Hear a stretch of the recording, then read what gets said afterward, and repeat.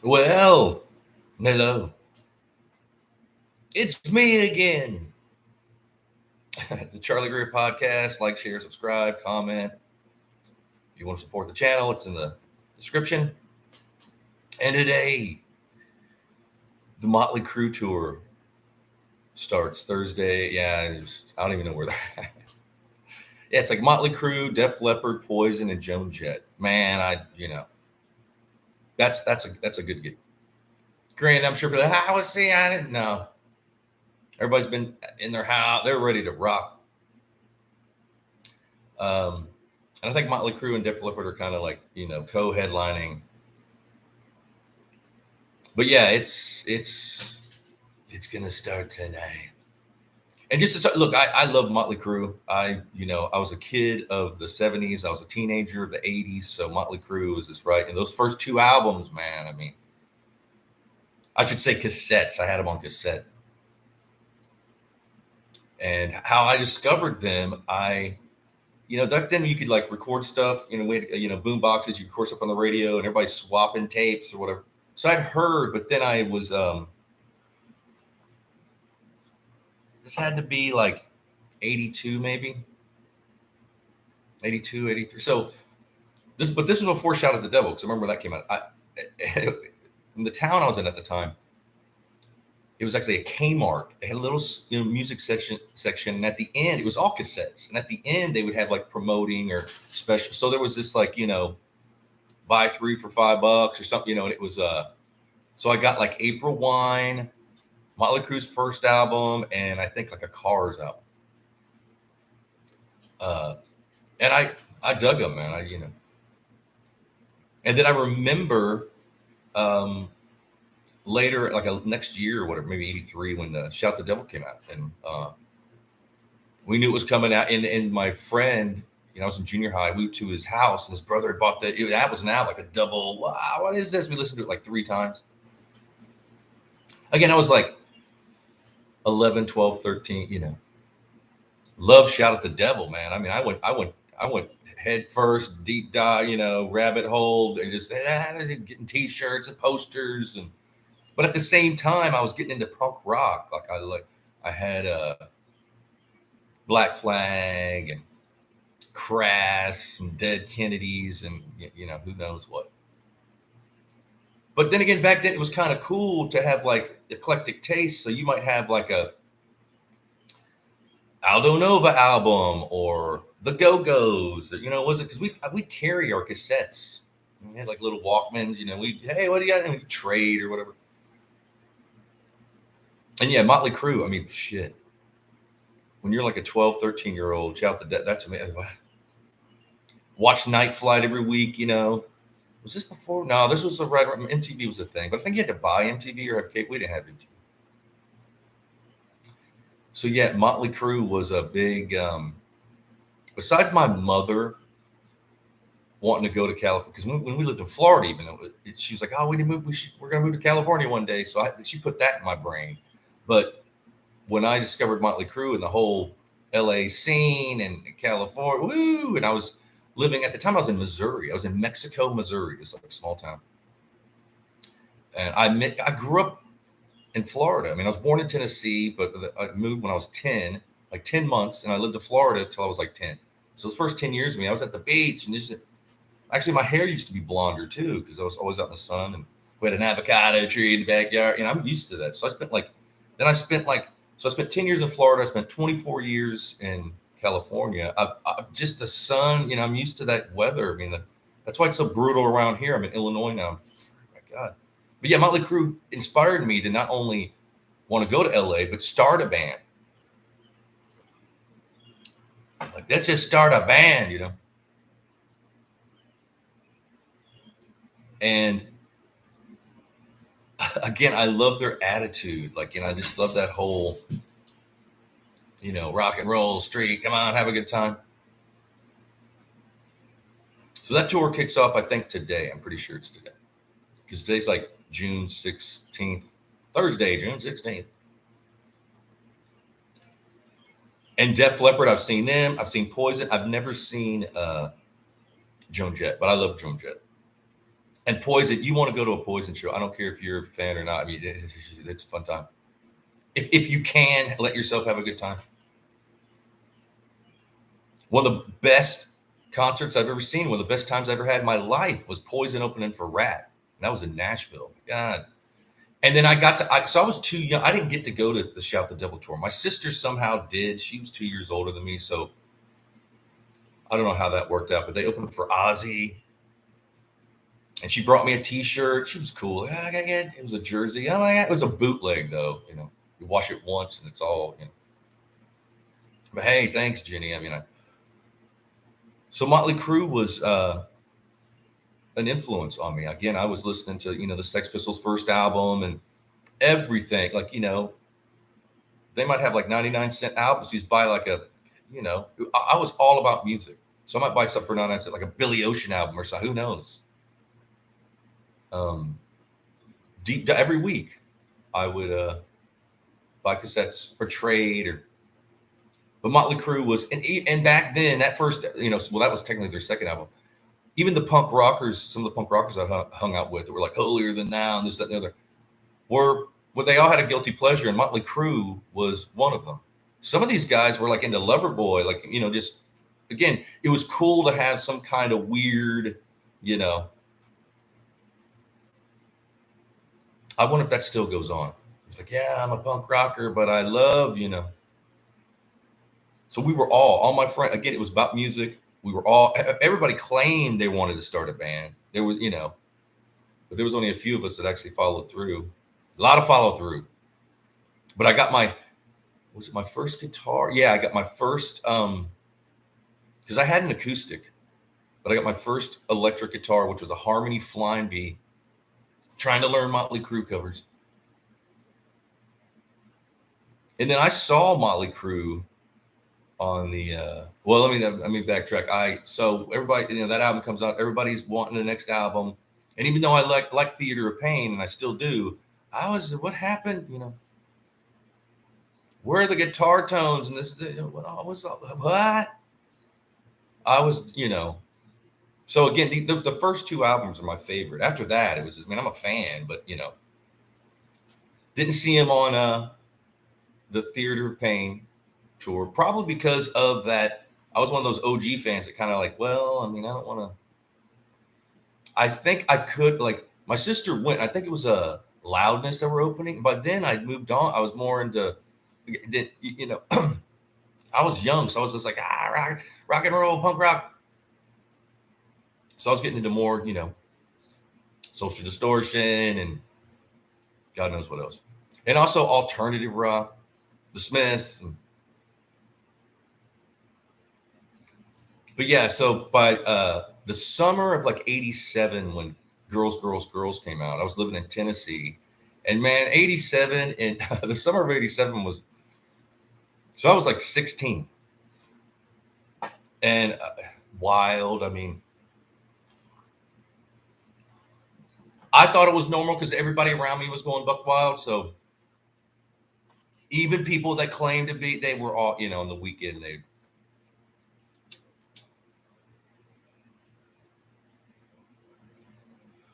So we got, we heard about, Girls, Girls, Girls. We went and got it.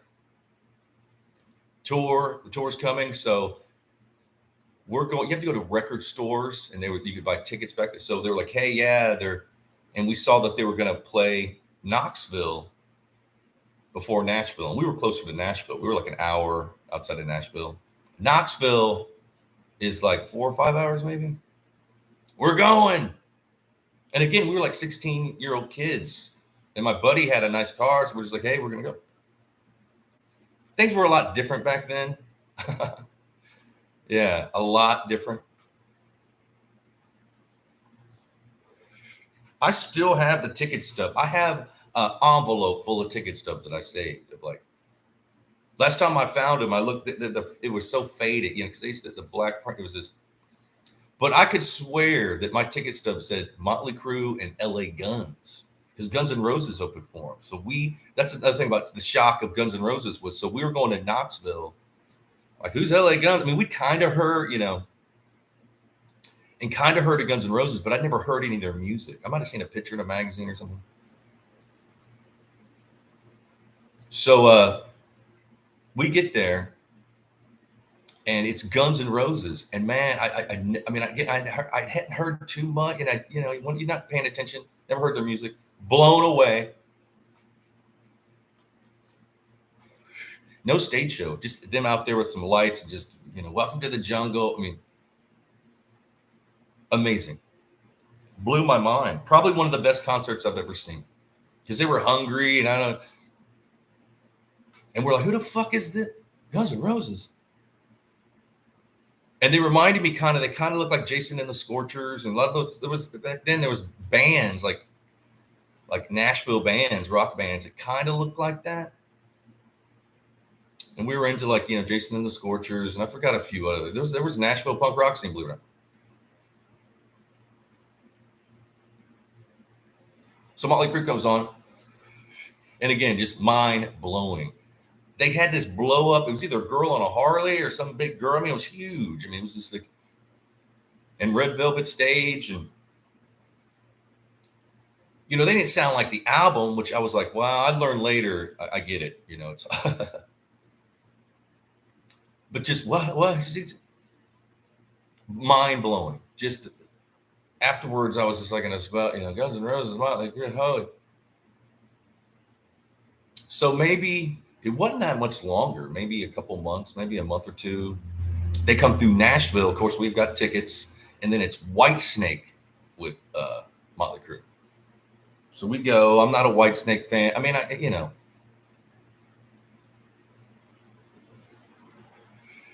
it wasn't the same energy, believe me. I mean, granted, I'm sure Whitesnake put on a good show, but I'm not a fan. And by then, that tour must have been, again, it was the girls tour. Motley Crue were kind of, after how many months on the road, I get it. They weren't as tight as the first time, but they were still good. Again, it was mind blowing. I would love to go back and just relive that. People were going crazy, sold out show. Yeah, it was, good times. And I don't remember. I might have seen Motley Crue again, but I don't remember. Those are the two. And I might even have seen them again. I might have seen them a third time on the Girls, but I don't remember. I just remember those two. But I could have, because every weekend we're going to shows. That was our thing. From 15 to 17, damn near every weekend I was going to. Most of them were at, it was in Nashville, so it was called the Municipal Auditorium. And we try to sit in B3, which is above it was general admission. So people there's no seats, just pack in there. So you didn't want to be on the floor. There was always fights and drunks. So B3 was the first level straight across from the stage. It was the best seats. So people in my town, we tried to see at B3. And then there was there was an outdoor arena type thing. I forgot what it was called. It was like shit. And there was a big grass hill. I'm sure it's still there. But I forgot to call it. So every weekend I was either at Municipal Auditorium. I got known. I had this hair black, I had leather jacket. So I got to be known. Okay, there's that guy. Then I knew other people from just being that concert kind of guy. And I also want to say that I was in my first band by then. That's why I was picking up on how good Guns N' Roses was. How Motley Crue didn't really sound like the album, because the cover band I was in, I knew we were a shitty band. But it's the best we could do. I mean, we were kids, man. I was 16, 17. So I was more in tune with people oh, yeah, they weren't going to pick up on certain things, because I was critiquing everyone. What amp is he? Is that a real Les Paul? So again, amazing though. I would love to go back but I got to be honest, that Guns N' Roses blew Motley Crue off the stage. Even though they had a big stage, it was a great show. You're going to follow a young Guns N' Roses? I mean, Appetite for Destruction. You didn't get to do it, man. Let them headline. We'll go on first. You don't want to follow. It's like following the Who or something in their prom. You get them, or Jimi Hendrix. It's what? Don't do this to me, But Motley Crue, that chugging Jack Daniels. I mean, maybe it was tea. I don't know. It looked like Jack Daniels. And people were back then. There was kind of loose. People sneaking booze and smoking herb and all this other. God knows what was going on at the concert.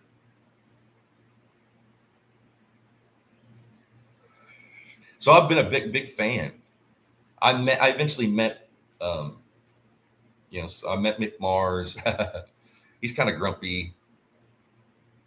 I should tell that Mick Mars story. Maybe I should tell. Okay, so I used to manage this coffee shop, and on Sunset, Abbott's Habit, and this is like 2005 maybe, and like 4 doors down on the same side was Sunset Strip Tattoo, which is smaller than you think. Even though it's really famous and this, that, no, it's small. Even though they redid it, it still was small.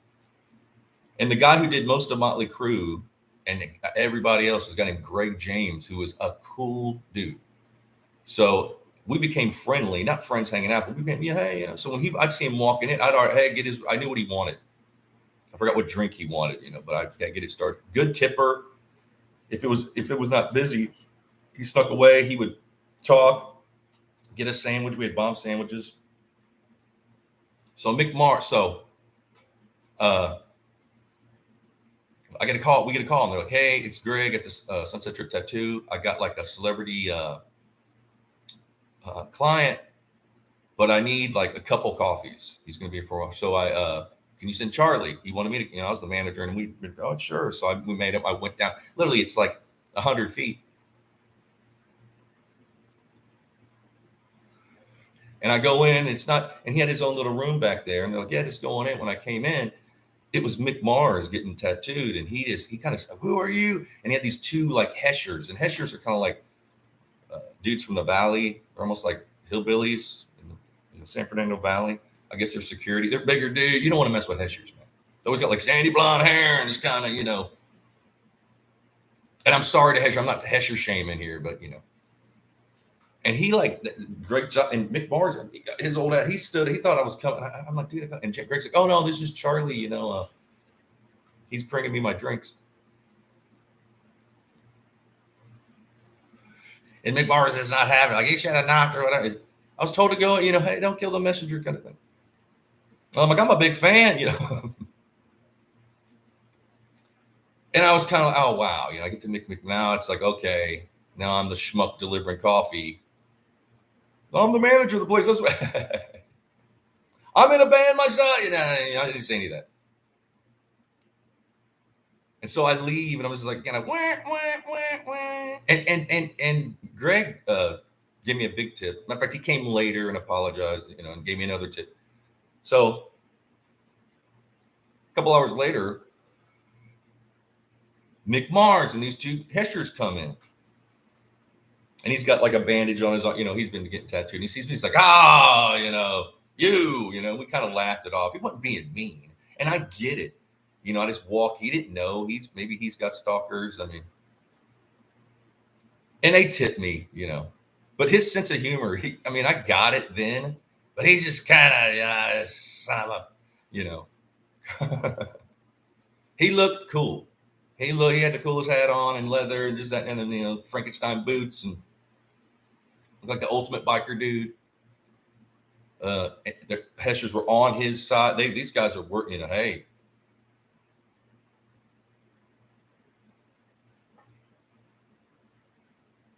When I used to do promotions for clubs, I actually never met Tommy Lee, but I set him up with his own booth and what he'd need and this, that, and the other, and blah, blah, blah. How many condoms do you need and all that kind of shit.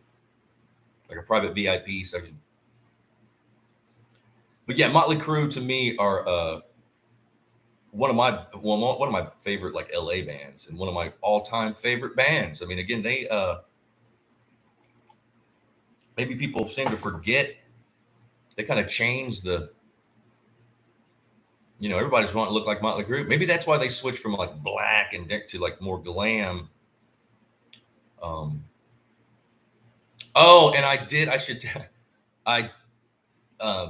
Nikki Sixx, the bass player of Motley Crue, used to have his own record label, which was through, I forgot the distributor, but it was called Americoma.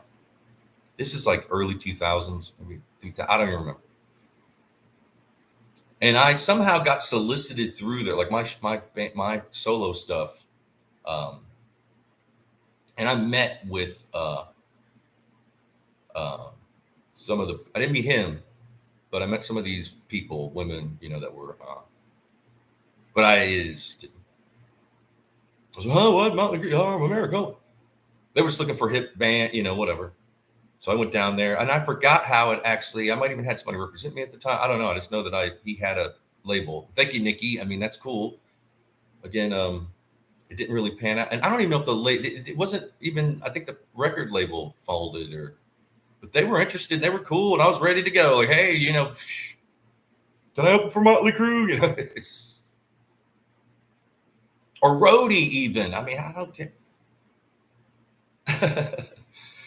I wonder how long I could handle roadieing on a Motley Crue, because the roadies, oh God, can you imagine the Motley Crue roadies? Oh my Lord. So this tour, which kicks off today, I'm pretty sure it's Thursday, June 16th. I would love to be, the first, gigs might be a little, you got to work your way into, and I'm sure they've been in pre-production, like rehearsing in like a big old like air hangar, encore, third encore in LA. And one more Motley Crue story. So again, I didn't see them or meet them, but it's called Third Encore, and it's like airplane hangars. Some of them aren't as big as it, but big studio rooms where you can do pre-production meeting before you go on the road. You need to be able to set up that stage, break it down, make sure you put it in the semi, pull it back out, get your rhythm for a couple weeks. You just can't just take off and stuff and go. No, you got to have your crew. So I would do, me and Sean from my band LaMotta, he was in the Asexuals, got hired to do like daily stuff at Third Encore. They pay us, pretty good money. Work us like pyramid builders, but you're around. So we got our first work was Goo Goo Dolls. We worked for the Goo Goo Dolls. Setting up the stage back, you're just basically a go for a runner roadie kind of thing. And they were cool. But after a couple weeks, and I didn't even know this because it's pretty big at Third Encore. The main hangar Motley Crue was in, and they left. So they're like, Goo Goo Doll, the guy, the singer, what his name was, like, no, I want to move to Motley Crue room. And his management and stuff were like, no, it's going to cost. I don't care. At the time, Goo Goo Dolls were popping up, so move everything to the Motley Crue, so we first went over there and walked around. And I couldn't, maybe it's the roadies that had moved stuff out that had left, but there was this thing was so big. There was a cloud of pot smoke. Like, man, it was like, damn, like, and they had bought all this stuff. Like they'd been up an office with computers and leather couches and this, that, and the other, and brought in all that and just left it. Like, oh, we don't need it. And they were, the Third Encore were taking some of the computer stuff. People were taking everything, big, nice leather couch, just leave it there and write it off, And Motley Crue, I guess, been writing on the sheetrock and drawing stuff. They cut that out. They had to cut that out. We're going to frame it. And so, yeah, they never got to meet Motley Crue. But, man, I mean, they must have been. I mean, they were – I couldn't imagine. But they'd have put their whole stage in there. Again, they're breaking down, setting up. They do it like every day just to get in the rhythm of the roadies to, hey,